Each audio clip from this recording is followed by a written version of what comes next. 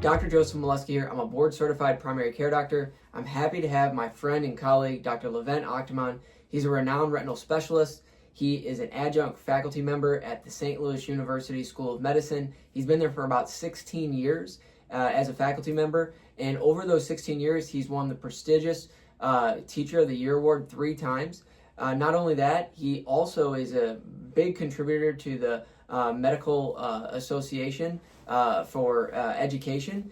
He's peer-reviewed and published over 90 articles, and most recently in 2022, he won the, I even have it here, it's the winning pitch competition, first place for his innovative invention, the titanium macular buckle. And we're going to talk more about that here in this segment, and so let's get right into it. What has inspired you to even create this?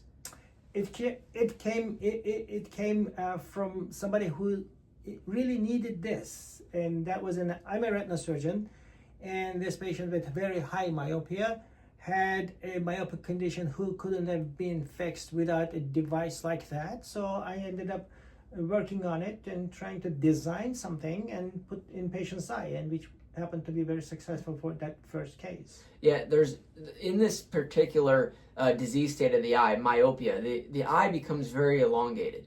And when you reach a certain diopter or a certain prescription, it gets very concerning, especially with advancing age.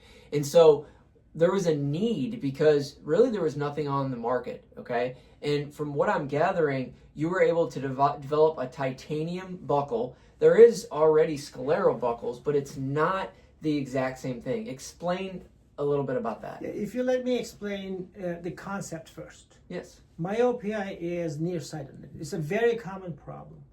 And if you talk in your, like among friends and family, everybody, lots of people will be having myopia. And myopia is divided into different levels. There's little myopia, mild myopia, moderate myopia, and high myopia. People have glasses, -2, -6, -10 diopters glasses. The thicker it gets, it means the higher the myopia is. And with myopia, the eye elongates. Normally we have a round eyeball. I'll show you a model of the eyeball actually, which is actual size. Our eyes are just this size, 23.5 millimeter in diameter, like a spherical ball. But in myopia, it goes longer, like an egg. And it can put stress on the eye. Inside the eyeball, the retina is a nerve tissue that makes the picture, and it lines like a wallpaper inside that sphere. So when the eyeball elongates, retina needs to stretch to fit inside, and it does not really fit right if it's too stretched, too long eye. Yes. In myopia, that stretching makes the retina thin. If the retina breaks in the front and periphery, retinal detachment happens, and we buckle a band around the eye and squeeze it to bring the tissues together. But when the eye elongates in the back of the eye, the retina inside cannot fit in there, and regular scleral buckles cannot support that. So you need to push the eyeball from behind forward to get it closer to the retina. And that goes into the design element. The design element is very unique. And so he talked about the band, the scleral buckle, that would go around the eye to squeeze and cause essentially support in the back of the eye for retinal detachment. This is designed in a different way, okay? And what he was describing, and you can get into it too, but it's essentially using this little, we'll call it a pedicle at the bottom here on the device. This is actually the titanium macular buckle. It's very small, but what happens is essentially it supports the retina in the back to push the back up to prevent further atrophy or further complications. The common retinal detachment is fixable with the band around the eye. And the vision, 90-95% of people will gain good vision after that. But what this is designed for, to support the back of the eye, if that stretches too much, scarring and tearing and making a hole or detaching in the back is more permanently blinding condition. So if you support that one, if there's an existing pathology there, you support that and treat that. Yeah. And so we're talking about some of the numbers in the statistic, which is important. I mean, my myopia is in the severe case. I'm a -9. And so the reason I bring this up is having discussions with you, you can develop issues when you're above a certain, what is it, 6 diopters? Above 6 diopters? More like above 6 is high myopia. About 10 is very high myopia. Any increments over 6 is additional bigger risk for permanent blindness from myopia, from scarring of the most important part of the vision, providing part of the retina, which is macula, right in the center. And the other thing that was alarming is in patients that have myopia in the severe cases, okay, I'm approaching almost that 10 mark with diopters. One of the things that we were discussing is that after a certain age, in your 40s, you're at a higher risk for developing retinal detachment. In teenage years, retina stretches inside without scarring and fits in. Only problem in teenage years or younger ages is that the problem that the patients or young teenagers notice is my diopter, my glasses are getting thicker, but that's correctable. You just give a higher number of contacts or glasses, or even sometimes, some cases, LASIK surgery or other surgeries, you correct it. But when the retina scars, that happens with the growth of the eye, elongation of the eye over age 40, then that scarring, you cannot correct it with glasses or contacts. No. So it's sometimes, in some forms of those scars are irreversible once it happens.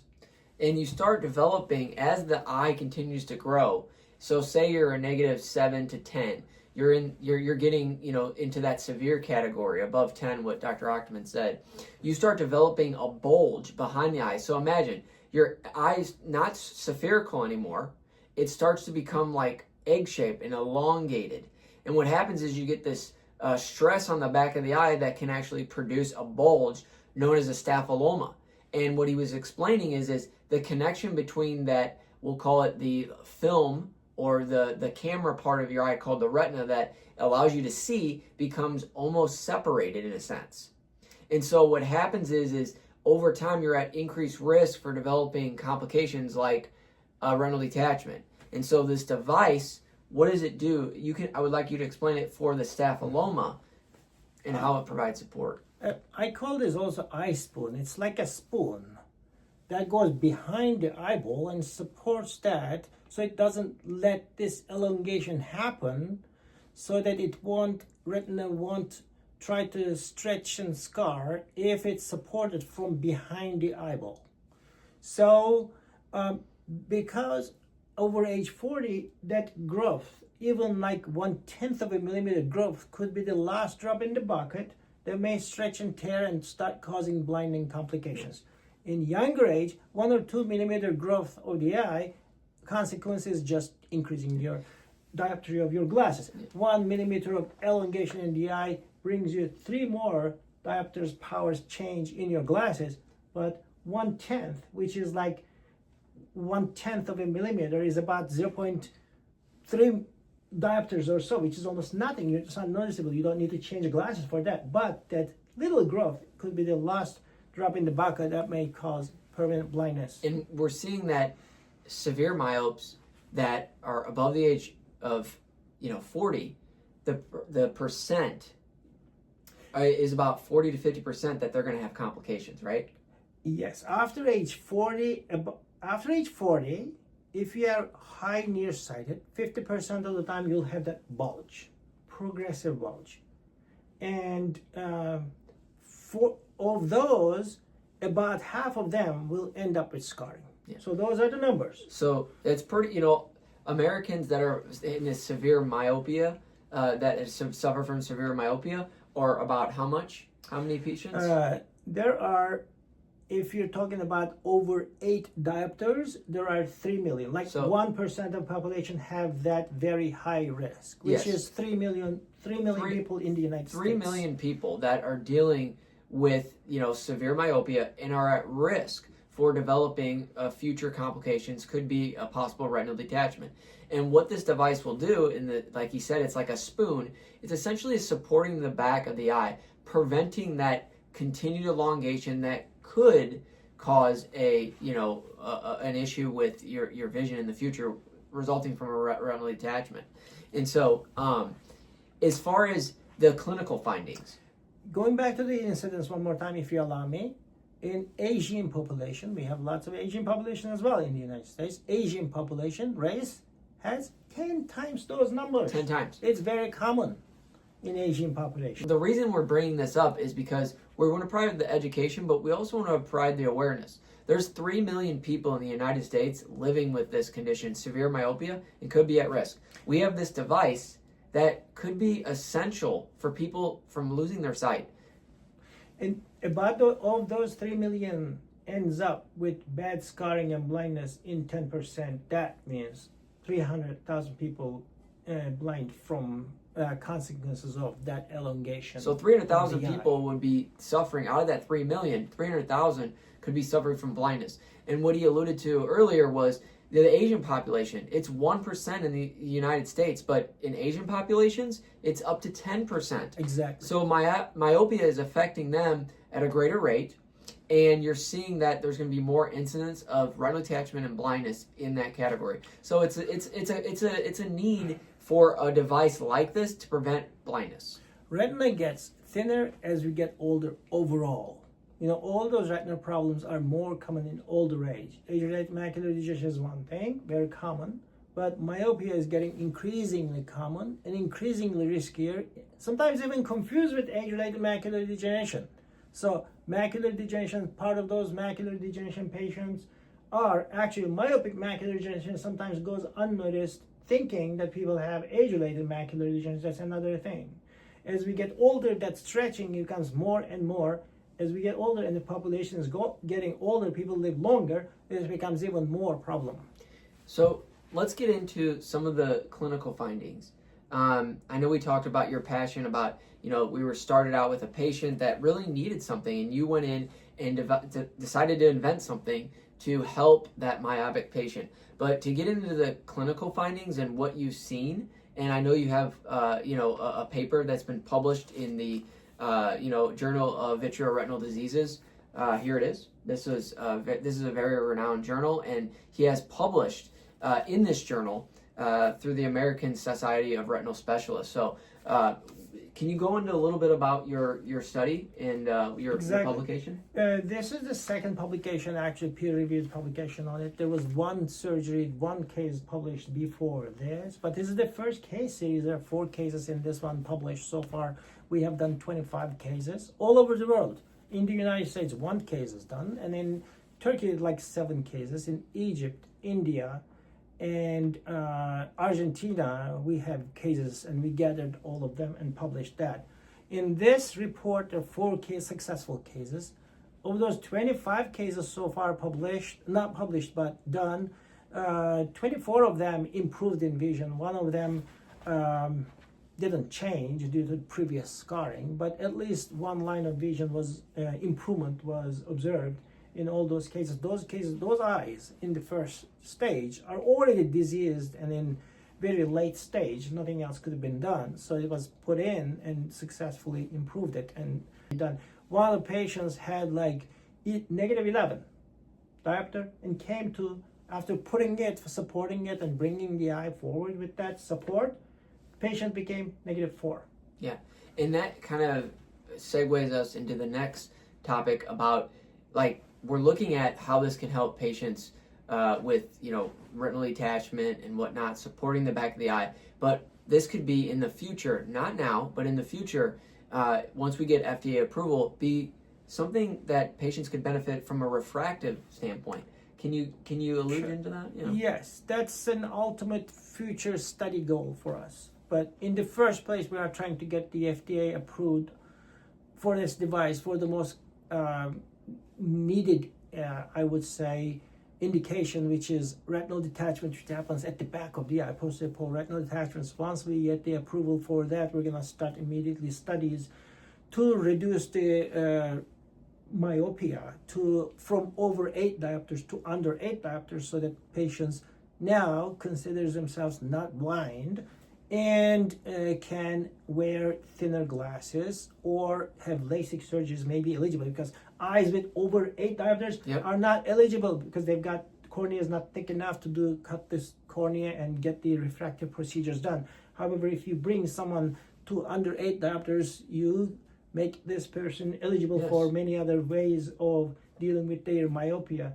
And basically over 8 diopters is not really functional vision. I mean, people need to hold the things like very close on their face to read, but if you have like under 8, then you could bring it to a readable distance. So it's almost like a double benefit from if it does get approved FDA, we go into the clinical trials about getting it for a refractive indication, but it also is supporting the back of the eye that possibly for the in future studies could prevent atrophy. Is, as a matter of fact, that is the best and biggest and best unnoticed benefit probably if you support the macula. It's only potential, we're making assumption, but it's reasonable to make that assumption. We need to study and show it, but it's reasonable to make an assumption that supporting the back will prevent possibly blinding complications from that elongation and stretching of the retina inside.